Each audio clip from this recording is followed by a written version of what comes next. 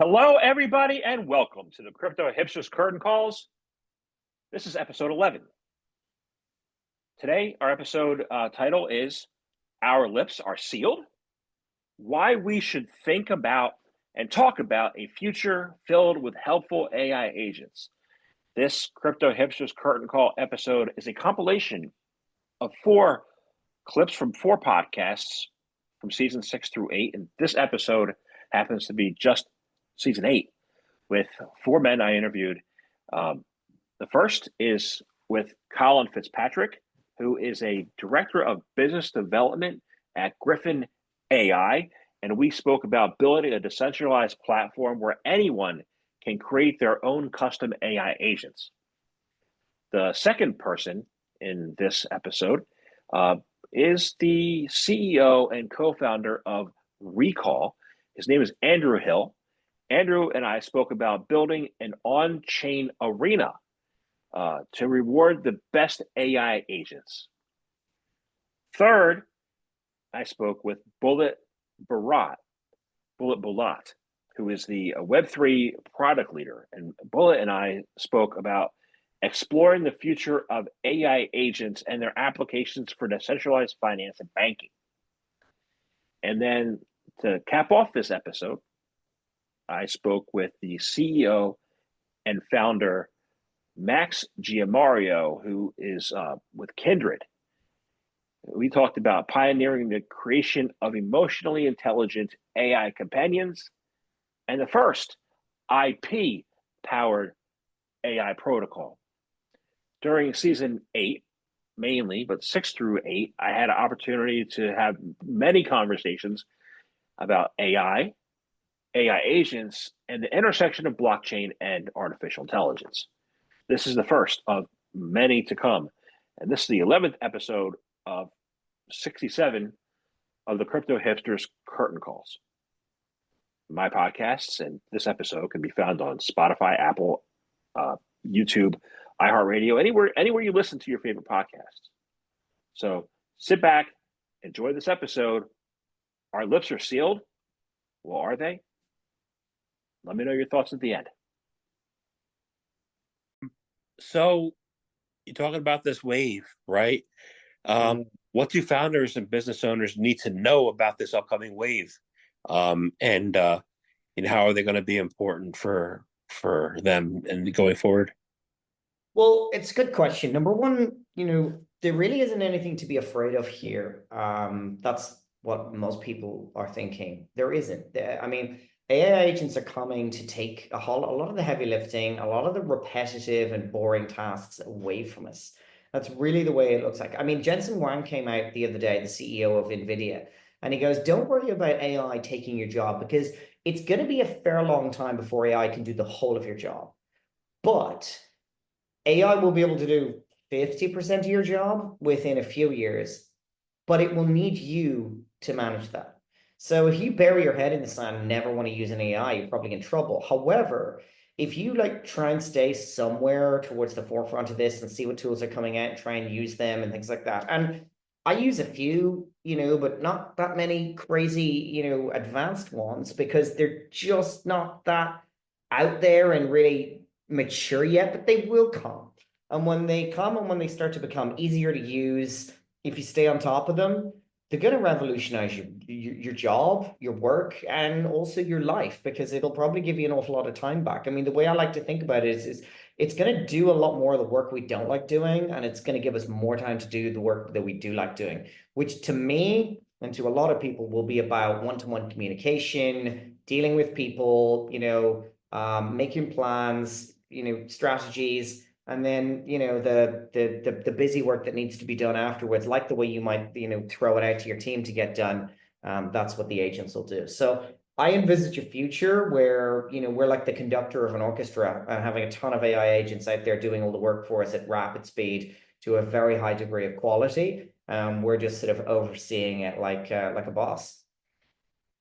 Awesome. So, you mentioned DeFi earlier. You've been in DeFi for a few years. So I want to find out how AI agents are going to really transform DeFi and maybe transform Wall Street. altogether and be the future of finance? DeFi, I think, is extremely interesting because it is this area where it's permissionless finance. And what we've really seen, and we could talk about this for hours with the importance of Bitcoin, which is literally kicking new highs as we speak right now. It's very, very important that we take back control of our money. I like to call Bitcoin freedom money. That's what I think people in the States should really call about it. There's nothing Americans love more than their freedom, and they don't like it being taken away from them, and they don't want overreaching governments. So we should be talking about freedom. But the banks screwed us in 2008, and we need the ability to be able to transact globally in a permissionless way. And you know what the greatest growth is in the job market at the moment? It's remote workers. It's young people who are, I'm 44. If I was 10 or 15 years younger and didn't have a family, I would definitely be traveling the world and living in Asia and, being a digital nomad. And these digital nomads are traveling around the world, and they don't want to be, paid in Thai baht and things like that. No, we want one digital currency all around the world. And I think that's really where I was having this conversation earlier about someone who was a bit of a crypto skeptic, and they were saying, oh, does blockchain really solve any problems that it can't be solved with other things? I was like, well, the whole remittance thing, we're spoiled in the first world. We're spoiled because we all have banks that work and Visa cards and, Venmo and PayPal and things like that. But, go to like some African country or Russia or somewhere like that, and, those problems persist. So we need this sort of global currency that I think is very, very important. We can go down a complete rabbit hole of all of the benefits that Bitcoin brings for the impoverished around the world and the people whose currencies are being completely diluted and things like that. But at the end of the day, the banks are traditionally big and slow, and they rely on the startups to sort of innovate in the area. But I think they're catching up. So how can people tell which ones are the best, and not just the best, but worthwhile too? Yeah. Well, there's a broad set of skills that we need to test. And so there's a number of different tools in the toolkit we can begin to deploy to test and measure their performance in different ways. We just launched the first, which is a competition framework. So we actually pit agents against each other on specific skills. The first round of our competition just ended, and this competition was testing a 7-day trading skill among agents. So right now in crypto broadly, there's a lot of teams trying to build agents that can trade profitably in many different ways. And there's a lot of FUD around that system because of exactly what I'm talking about. How would you ever evaluate the potential return of an agent right now besides their word, besides some social credibility, besides some brand? You can't really look at a wallet of an agent and say like, yeah, that's a concrete truth. There's a lot of ways that you could potentially game profitability there and then rug your users later on. So right now, the first competition was pitting the agents against each other in a 7-day trading period where it was completely controlled. So these agents don't know the future. They actually have to make time-based predictions on trades that would be profitable. And then at the end of the 7 days, we just backtest all the predictions, and we figure out who the winner was. And so this is actually really good for the agents too, because these agents have to struggle. How do they surface above that FUD? And especially new agents that are being built that have great ideas, how do they showcase that before they've got the credibility? And so they can come, connect, prove it in this sort of neutral playing field, and the best ones get a lot of attention for doing so. Got it. It's interesting you brought up the FUD, Yeah. and it's interesting that you're wearing that hat. DeepSeek, I was on Twitter looking when DeepSeek first got launched, and there were a lot of anonymous accounts that were saying, hey, you can make millions trading crypto using DeepSeek. You don't have to have any coding skills whatsoever. Oh, and here's a thread of how you do it. And guess what? Every single thread was coding. So how do you navigate that FUD and be like, oh, I'm missing out? You're not really missing out. People might be lying. How do you really evaluate who the FUDs are? How like and how to navigate that, because they're pretty compelling. Yeah. Yeah, I mean, I think that is the challenge. Like the FUD is based on unverified claims. And so you have to sort through all these unverified claims and do that weighting of, brand or person reputation and whatever. So it's really hard just in these high paced systems. So like a good counterpoint to what we're doing is you might say, the market should decide which agents are the best. Like that should work. But what we find is that like the markets are really bad at these early systems that are so fast paced. So the market hasn't had time to figure out how to parse through the information and get the best ones to the top quickly enough. And a lot of us are interested in how we adopt them, not in the like 5 year time frame, but in the like 5 month time frame. And so, yeah, for us, it's all about building these credible protocols where an agent can come showcase its skills around, or showcase its aptitude around specific skills that you can go and measure and you can verify yourself. And it's only one piece of the ingredient. There's a bunch of other things you're going to want from intelligence that tell you should trust it. You're still going to want team reputation. You're still going to want to know who builds it. You're going to still want to know things about the supply chain. Where does this intelligence run? You're still going to want to know that the intelligence you're using is the same intelligence that proved itself on our framework. All those things will have to come into place. But right now, we're really trying to sort out which agents and which agent teams are being honest about their capability. But also, it doesn't matter to us if agents are not able to prove themselves in a competition. These competitions are recurring. I want to find out what types of, your product manager, right? Your product, chief product officer.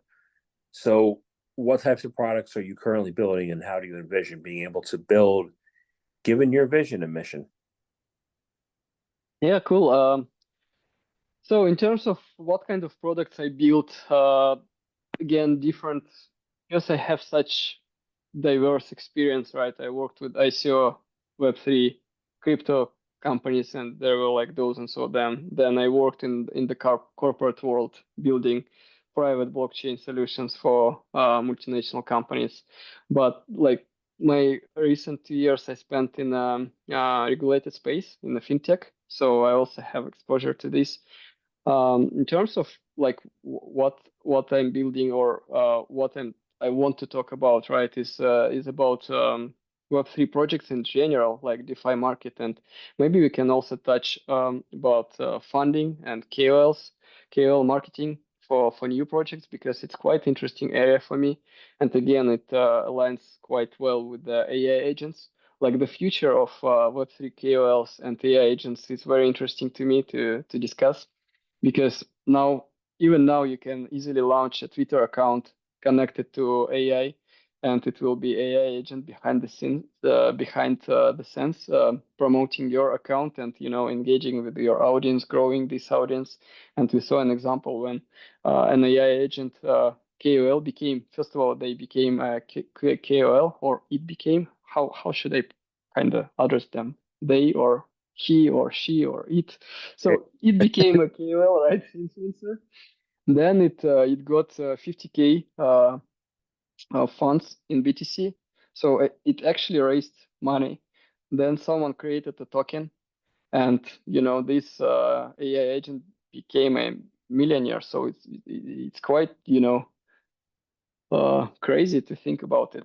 So the rise of KOLs and AI driven influencers, I think it started already, but what we will see in 1 year, I think it will be even more crazier. Like millions of AI driven influencers, KOLs, creators will be on X, on TikTok, on everywhere, and then there will be very interesting how would you follow them, or how would you trust them, or would you rather trust this AI-driven KOL, or would you trust actually human KOL? someone who is behind the scenes? Or, you know, how would you define that someone that is pretending to be human? Is it like a real human, or is it very sophisticated AI agent that is trying to mimic a human? So the whole thing about being someone on social is being, I think, shaped and redefined. So that goes back to my question about, you know, time, you know, being able to be present for our lives. So if we have this AI agent, we have an AI KOL, you know, wouldn't we have more time to focus on other things that we want to do? And how will that, you know, help the influencer who's been struggling to get an audience? You know, what's the trust trade-off there? Yeah, that's a like I'm thinking about it, right? And one scenario is, as you said, like we will have more time to do our stuff, and probably these AI agents will go and earn money for us, right? But then if everyone can launch hundreds of AI agents and they will task them to make money, who will be making money? What's the role of the community, and how will AI and relationship focused AI help make the community stronger? Yeah, I think that's one of the reasons we love Web3 in that sense. It is a beautiful way to provide a sense of purpose, meaning, ownership in the community. And I think it's actually something that's necessary for a product like ours. So you imagine Kindred, I think when we came into it with the very kind of linear thinking of, okay, people would love pets, they would love 2D vector illustrations, and this will be the AI going forward. As I learned very quickly, there are so many different demographics of people that want different avatars, right? Whether it's IP characters, whether it's their favorite celebrity as a chibi version, whether it's their game character, right? Or their own avatar itself, where they create their own. And so to be able to scale this truly to cater towards every single person on Earth, right? Which is obviously not the goal right now, but something that we see in the future, right? Everybody will have a personal AI, and I believe it will be visualized. And so to be able to cater towards that, giving the ecosystem that distribution of royalties, that sense of ownership is going to be absolutely key to scaling this and allowing people to create their own avatars. Similar to why Apple opened an app store, right? There's so much that Apple can do, and there's so much that Apple can't do. And so being able to open up that community just allows the skies to be the limit. I think it's been a few years, but a lot of my guests a few years ago were building NFTs. Okay. Yep. And you hear a lot less about NFTs now, but I'm looking at what you're doing, and I'm like, I think there could be a resurgence of NFTs, but with the AI aspect, you know, to it. How do you think your company, your creation, your innovation can bring back NFTs to the forefront? Yeah, so actually we just launched the Clara collection. So Clara is our first, let's say, mascot of Kindred, and it's an NFT collection that will eventually become something you can jumps onto your screen and ends up being your AI sidekick. That was launched a couple of days ago. We're still #1 on Abstract as the top NFT project.